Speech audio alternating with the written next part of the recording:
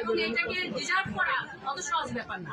সুতরাং কোনো নন নার্স কোনো হাসপাতালে থাকতে পারবে না।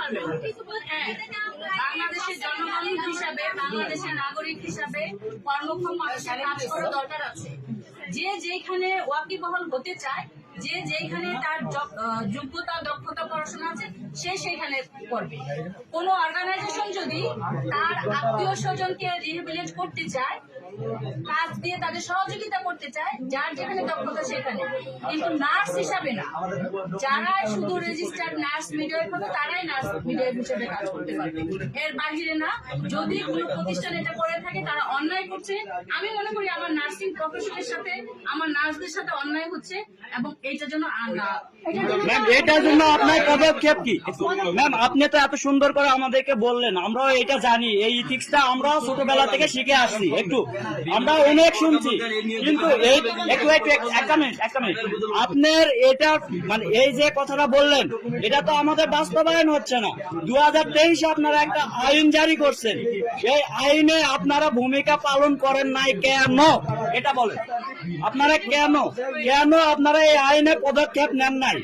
বলতে পারবে, আমি বলতে পারবো না। ম্যাম সব যদি আপনি তো একজন সহকারী রেজিস্ট্রার, আপনি সব যদি রেজিস্ট্রারের উপর ছেড়ে দেন,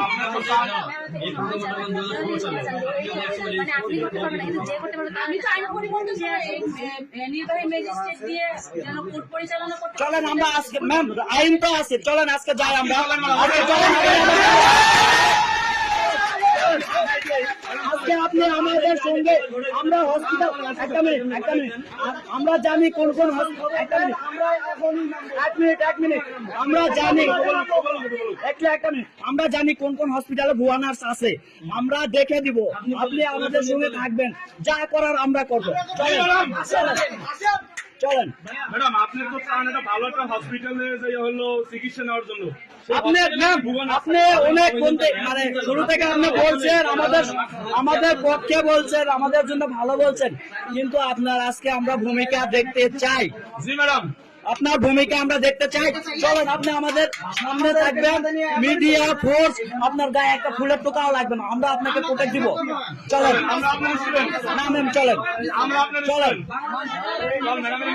ম্যাম শুধু ভুয়া নার্স না, যত দুর্নীতি আছে নার্সিং এর সব সংস্কার করব, সংস্কারই করবো। আজকে আমরা ম্যাম রেজিস্টার নাই, আপনার ভূমিকা আমরা আজকে দেখতে চাই এখানে। আপনি সকাল থেকে বলছেন যে আমিও চাই। চলুন আপনার ভূমিকাটা আমরা দেখবো। ম্যাম চলো,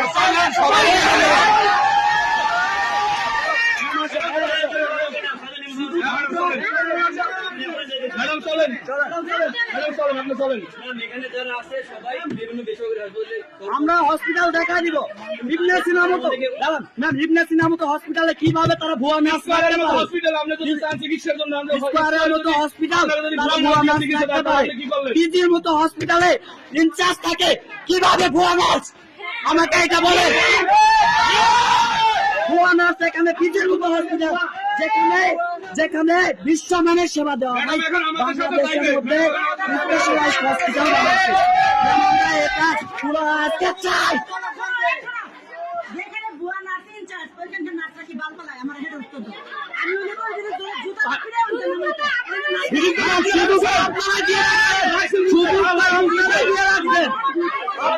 ফিরে দায়িত্ব দিয়ে রাখছেন।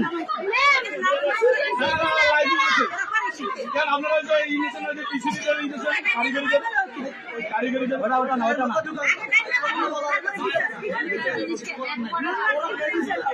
ম্যাম আপনি ইবনে সিনা চলেন, আপনি কয়টা নার্স ভুয়া নেবেন?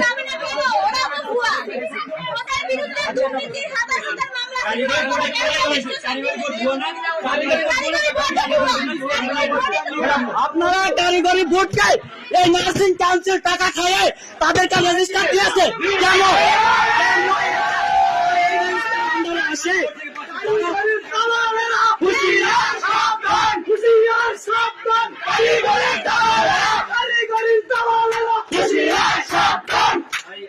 একটু নার্সদের এখানে কারিগরি কিভাবে আসে? ম্যাডাম একটু আগে তো আপনার চিকিৎসা নেওয়ার জন্য কারিগরি জিনিস হবে ম্যাডাম, কারিগরি জিনিস হবে আপনার। ম্যাম আমরা পিসিটি বলে পিসিটি। একটু একটা মিনিট, আমরা এখানে আসছি, আচ্ছা, নার্সদের তাদের উচিত ওই নন নার্সগুলোর আগে বের করা। আপনারা টারেন দিচ্ছেন। আপনি তো এরকম দেওয়ার জন্য বসে আছেন ম্যাম। থেকে এমনকি খবর না দেওয়া হয় ওদের থেকে ওরা কমে গেল, ওরা কমে গেল। এসে নিয়ে যাও।